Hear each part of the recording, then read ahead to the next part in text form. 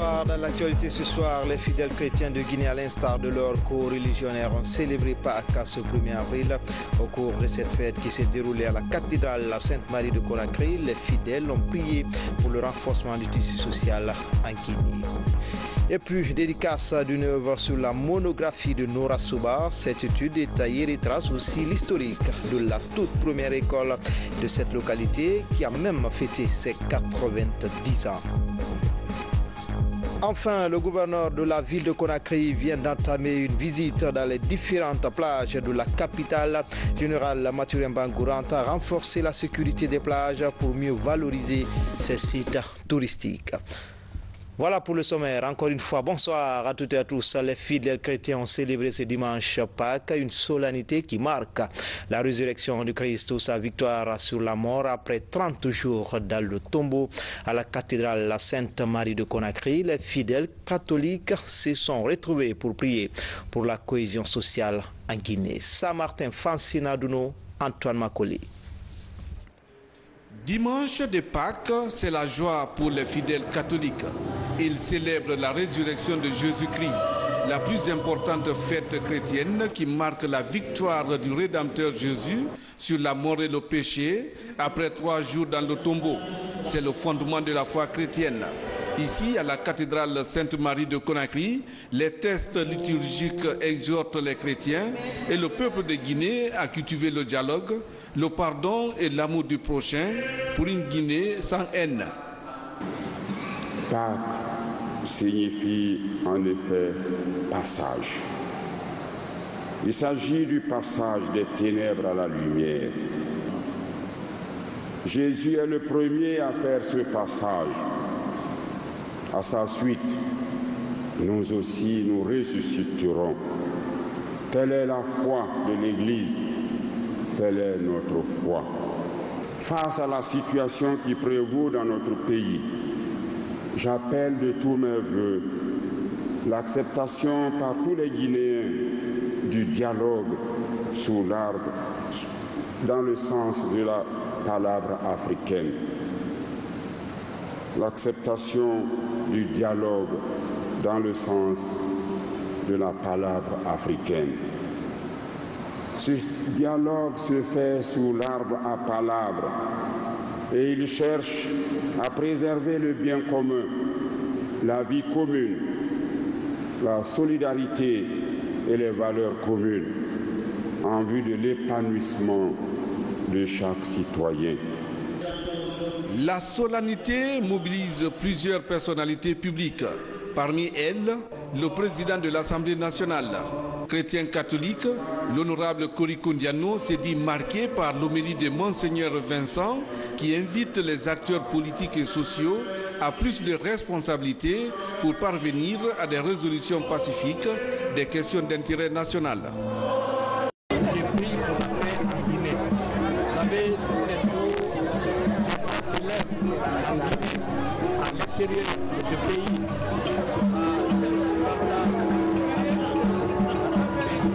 et à l'intérieur du pays, pour apprécier la paix, demander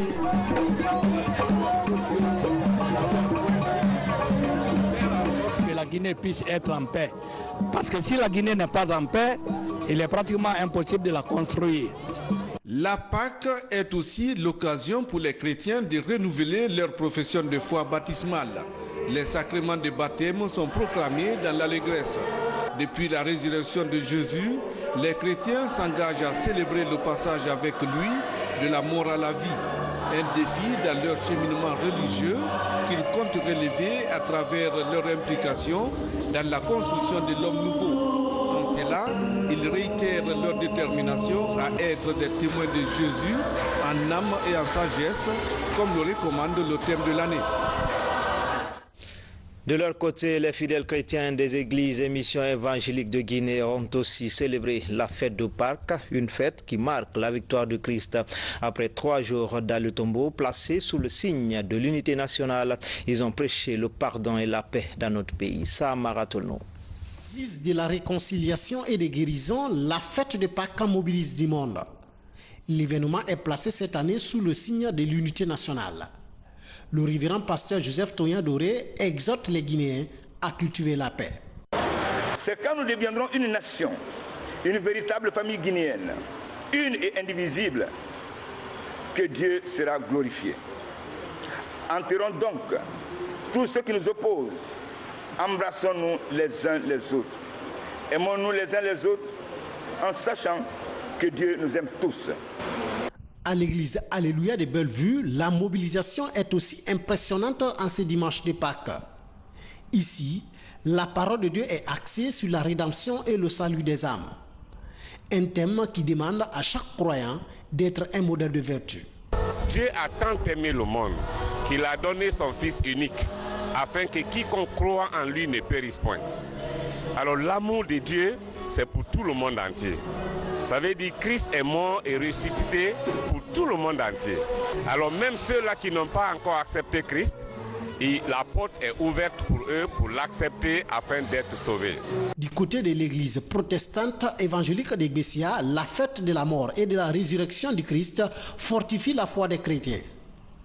Touchés par le message, les fidèles croyants s'engagent de plus à s'employer activement pour l'avancement de l'œuvre de Dieu. Le même engagement est réitéré par les fidèles croyants de l'église Assemblée de Dieu de Wanidara. Leur arme demeure la prière et la réconciliation avec Christ. Le message, vraiment, ça m'a touché parce que c'est notre vie, c'est notre existence, la résurrection de Jésus-Christ. Vraiment, il a abordé le sujet qu'il faut. Moi, ça m'a beaucoup aidé. C'est une fête de victoire, c'est une fête de l'assurance et de l'expérience. Parce que notre Jésus-Christ, notre Seigneur, est ressuscité. Nous avons aussi l'assurance que nous aussi, après la mort, nous allons ressusciter. C'est pourquoi nous fêtons ces moments très importants pour nous. Comme ces différentes églises, Pâques est un moment de joie, de prière, mais aussi de partage pour les fidèles croyants de l'ensemble des églises et missions évangéliques de Guinée. Et puis ce communiqué du bureau de presse de la présidence de la République Conakry le 1er avril 2018 dans le cadre des consultations en cours avec les forces vives de la nation. Le président de la République, chef de l'État, le professeur Alpha Condé entame une série de rencontres avec la classe politique nationale. À cet effet, monsieur le président de la République invite le chef de file de l'opposition, l'honorable Cellou Dalein Diallo, président de l'Union des forces démocratiques de Guinée FDG, à une rencontre ce lundi 2 avril 2018 à partir de 15h30 au palais Cerro Touréa afin d'évoquer les questions sur la situation nationale. Monsieur le président de la République reste convaincu que seul le dialogue et la concertation permettront de trouver des solutions aux problèmes de l'heure et pérenniser la paix si chère aux Guinéens. Moussa Sissé, directeur du bureau de presse de la présidence. Dans le reste de l'actualité, une plateforme d'échange entre industriels et miniers vient d'être mise en place à Conakry et s'inscrit dans le cadre de l'application du contenu local en Guinée. Cette première phase consiste pour les entreprises de présenter leurs produits aux partenaires miniers. Valérie Talimane, Mohamed Lamine Kaba.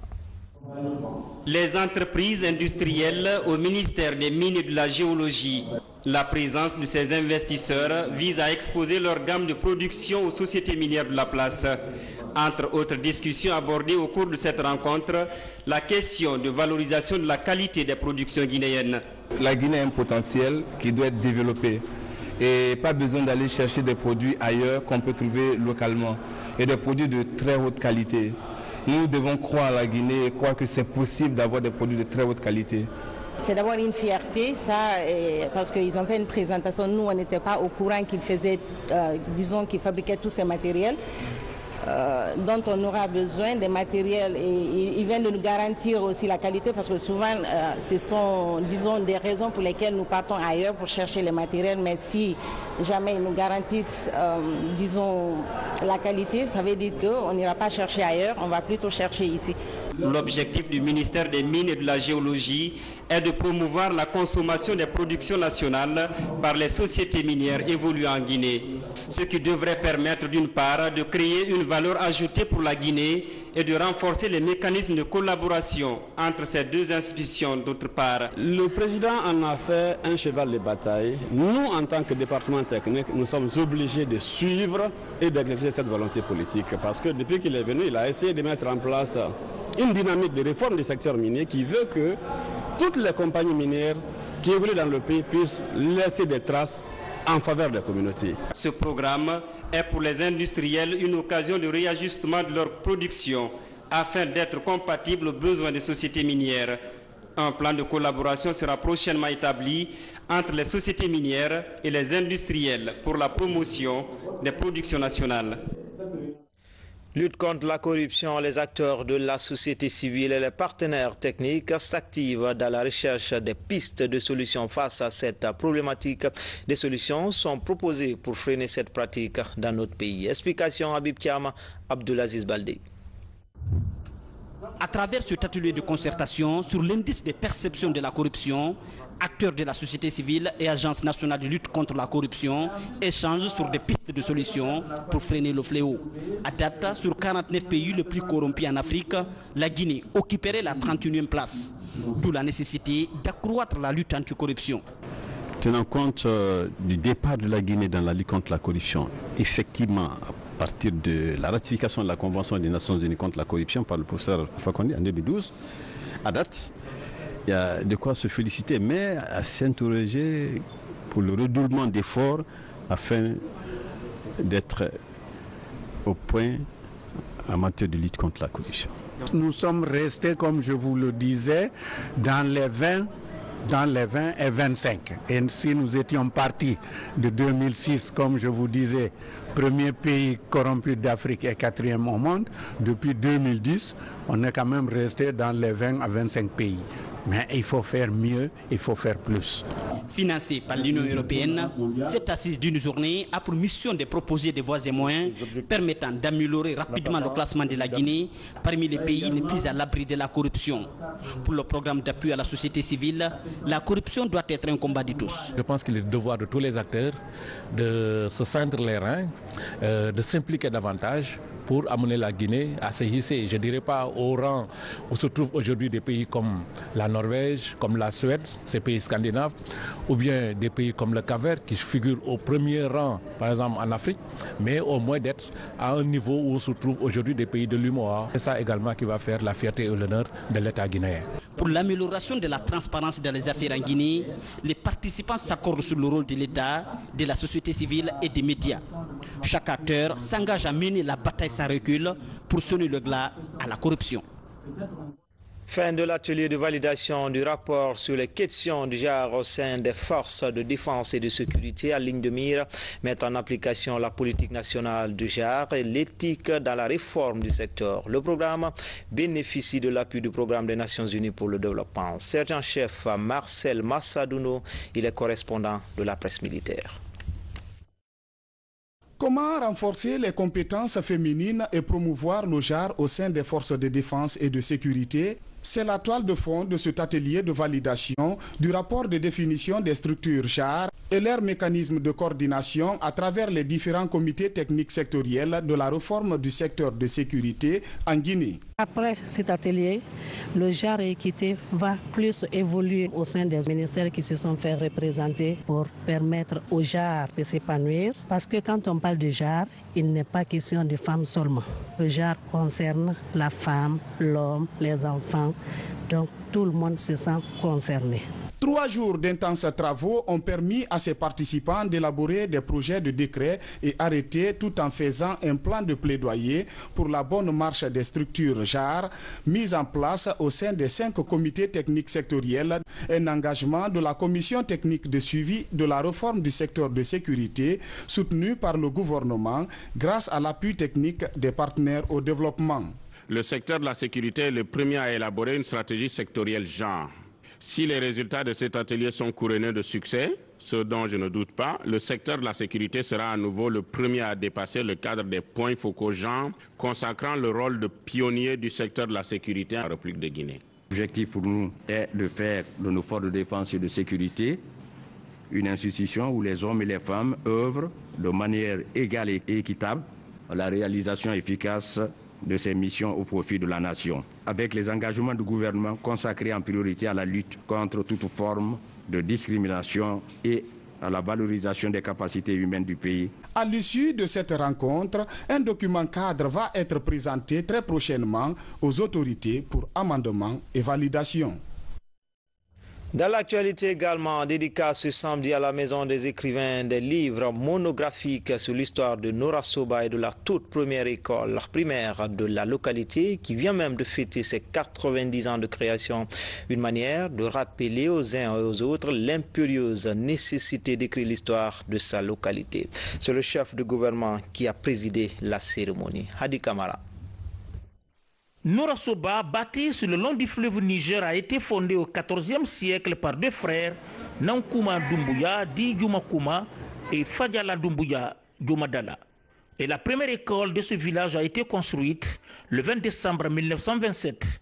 Pour immortaliser alors l'histoire de ce village et celle de l'école, un livre vient d'être écrit par deux natifs de la localité. Il s'agit de Dr Maramani Sissé et de Noumissa Kamara. Nos parents qui ont eu à créer, n'est-ce pas, cette école, qui ont eu à entretenir cette école, nous avons essayé de matérialiser. C'est un simple exemple. Notre souhait, c'est quoi? C'est qu'on va étendre ça à tous les villages pour écrire leur histoire, écrire l'histoire de leur village, écrire les personnalités qui sont là-bas. Ce n'est qu'un début. Ici, les enfants qui viendront après nous vont bénéficier de ce fruit. Parce que d'abord, ils connaissent le nombre de fonctionnaires qui ont passé sur les bancs de l'école à Nora Soba. Tout est là-dedans.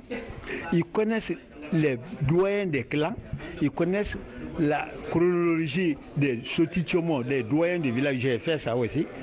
C'est le 25e présentement entre le 14e et le 15e siècle. Quand on écrit un livre, on ouvre la porte de la connaissance de son peuple, de ses institutions et de ses croyances. Je voudrais profiter pour féliciter le ministre Maramani et son co-auteur et dire à la Guinée que c'est des modèles à suivre. Chacun doit pouvoir faire ça pour son village, pour son école, pour sa région. Moi quand même, je viens de faire pour Cancan. Je suis fier. Ce livre de 52 pages a mis en exergue tous les aspects liés à la formation, à l'éducation et à la promotion des valeurs sociales, culturelles et traditionnelles de la localité. Pour le Premier ministre chef du gouvernement Mamadi Yula, cette forme d'expression est l'idéal artistique le plus élevé et apprécié. J'étais très heureux aujourd'hui de constater la présence du doyen, le professeur Tamsignan, qui, quelqu'un me rappelait tout à l'heure, a été le proviseur du président des écrivains, Lamine Camara. Donc là aussi, c'est une leçon pour nous autres de dire que finalement, nous avons en Guinée des exemples pour justement prendre cette voie pour écrire notre histoire, pour raconter la Guinée, pour chercher aussi, parce que l'histoire aussi, c'est de la recherche. Nora Soba garde encore ses trésors historiques et touristiques qui vibrent au rythme de Noradala ou la fête de la mare. Après Mamou, les lois L013 et L014 sont en cours d'examen par les ONG de Conakry et de Bokeh. C'est pour leur validation en vue de mieux réglementer le fonctionnement des structures associatives. L'accent a été mis aussi sur la dénomination de certaines entreprises, de certaines ONG de la place. Mohamed Lamine Kamara pour en savoir davantage. Les lois L013 et L014 ont été récemment révisées.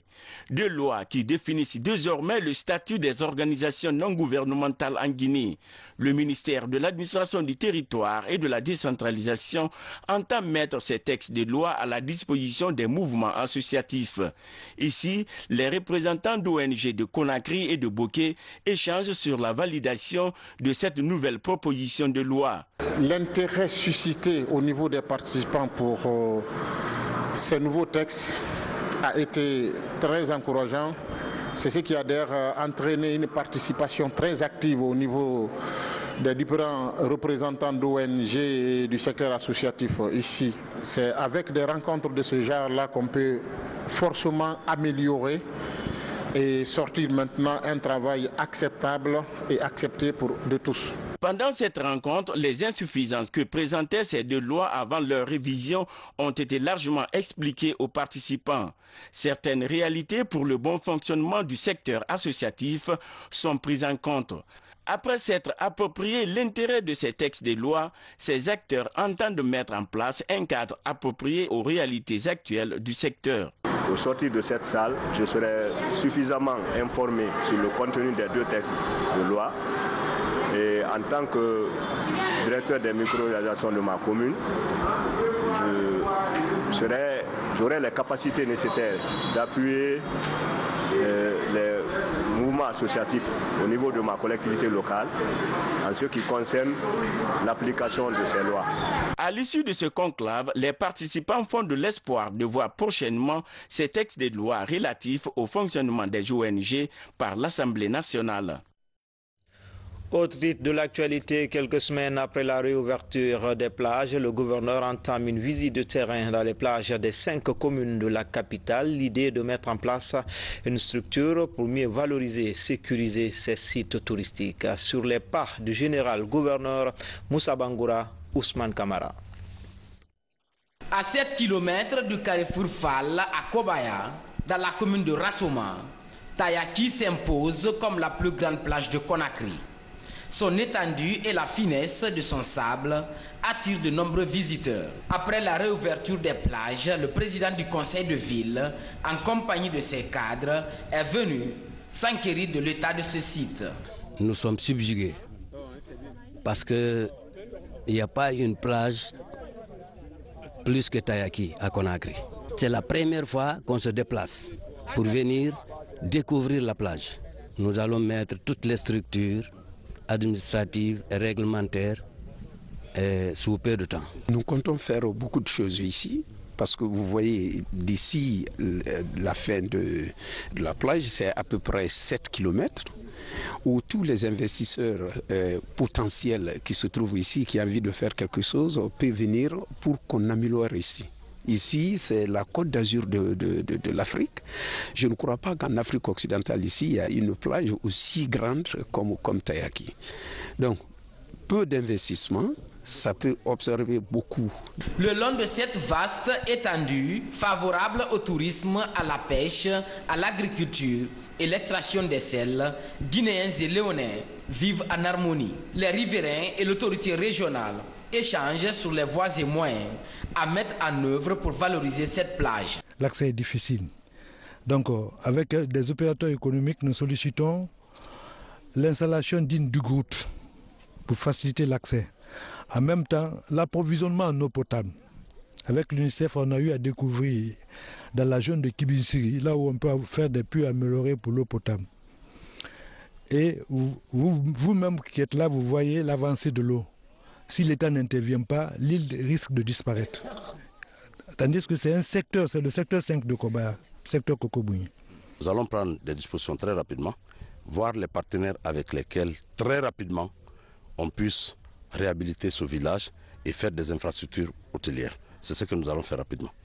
Du point de vue accès, puisqu'il y a déjà la société chinoise qui a eu le contrat, qui a la convention de la construction de ce village, nous allons voir avec cette société à partir du mardi pour que très rapidement on commence à faire la route. Évoluant sur le terrain depuis quelques années, l'ONG humanitaire Diarama s'inscrit déjà dans la dynamique de désenclavement et de développement de la zone. Une démarche que l'ONG matérialise ici avec le gouverneur par la pose de la première pierre d'une école de 6 classes. Deux nouvelles promotions sur le marché de l'emploi. Il s'agit de la 3e et la 4e de l'Université générale Lansana Conté de Lambani. Au total, 304 étudiants issus des filières comme la sociologie, l'architecture et les miages. Ces promotions portent le nom de Maître Abdul Kabele Kamara. Mounir Bari, Baosman. Ils sont au nombre de 304 nouveaux diplômés à recevoir leur diplôme de fin de cycle universitaire. Ils composent la 3e et la 4e promotion d'architecture de l'Université générale Lansana Conté de Lambaye. Confiants de la qualité des enseignements reçus durant leur cursus, ces diplômés se disent être mieux armés pour affronter le marché de l'emploi. Je suis très regardé de faire mes études au sein de cette prestigieuse Université générale Lansana Conté. Ému aussi d'avoir eu le diplôme d'honneur en qualité de major de la promotion. Vous savez que le marché d'emploi est saturé bien, mais pas saturé pour des produits de valeur. Et j'ai confiance à la qualité de formation que j'ai eu à recevoir au sein de mon université. Là, je pourrais m'insérer de façon correcte. Vous avez été courageux. Vous avez fini vos études. Aujourd'hui, c'est l'éloge du courage. Aujourd'hui, c'est l'éloge du travail bien accompli. Les responsables et encadreurs de l'université exhortent ces diplômés à se lancer aussi dans l'entrepreneuriat à travers des initiatives personnelles. Nous voyons les efforts qu'ils déploient depuis tant d'années pour qualifier non seulement les infrastructures de cet établissement, mais aussi les programmes d'enseignement.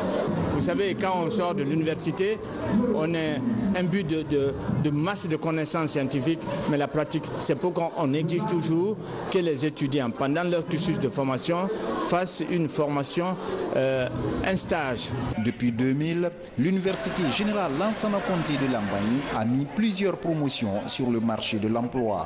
Selon le fondateur, de nombreux diplômés ont sans difficulté trouvé de l'emploi, surtout ceux de l'architecture et de Miage. La Guinée abrite un colloque pour le renforcement, pour le perfectionnement des activités des institutions coraniques en Afrique de l'Ouest. Il vise le renforcement du rôle de l'éducation pour le juste milieu en islam, organisé par l'ISESCO avec l'appui de l'Organisation mondiale pour le Saint-Coran. Cette rencontre va aussi examiner les possibilités de vulgarisation de la langue arabe sur le continent. Explication, Komara Moussa. C'est une rencontre de haut niveau pour revoir le système d'enseignement de la langue arabe en Afrique de l'Ouest. La rencontre mobilise des maîtres coraniques venus du Sénégal, du Mali, de la Guinée-Bissau et de la Guinée. Le rôle de l'enseignant, la place d'une école coranique dans la société et l'idéologie de l'islam sont autant de thématiques inscrites à l'ordre du jour. Le premier volet, c'est le volet théorique, accompagner la pédagogie, la manière dont on peut apprendre l'islam, on peut apprendre le Coran. Ça, c'est le premier volet. Et le second volet, il s'agit de ce qui concerne l'aspect mondial que nous connaissons tous, les phénomènes que nous connaissons tous. Ces 3 jours d'échange, d'expérience ont permis à ces maîtres formateurs de comprendre tout l'enjeu lié à la montée exponentielle des groupes extrémistes sur le continent.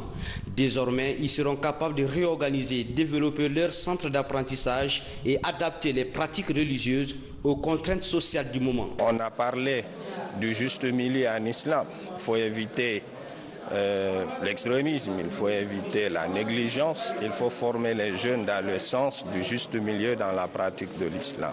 Nous avons partagé beaucoup d'expériences internes et même externes. Je vais dire par là des expériences propres guinéennes et également les expériences du Mali, du Sénégal et de la Guinée-Bissau. C'était quand même intéressant. Nous pouvons espérer que dans les jours à venir, les pratiques pédagogiques au niveau de ces structures-là peuvent s'améliorer avec les conclusions de ces forums-là.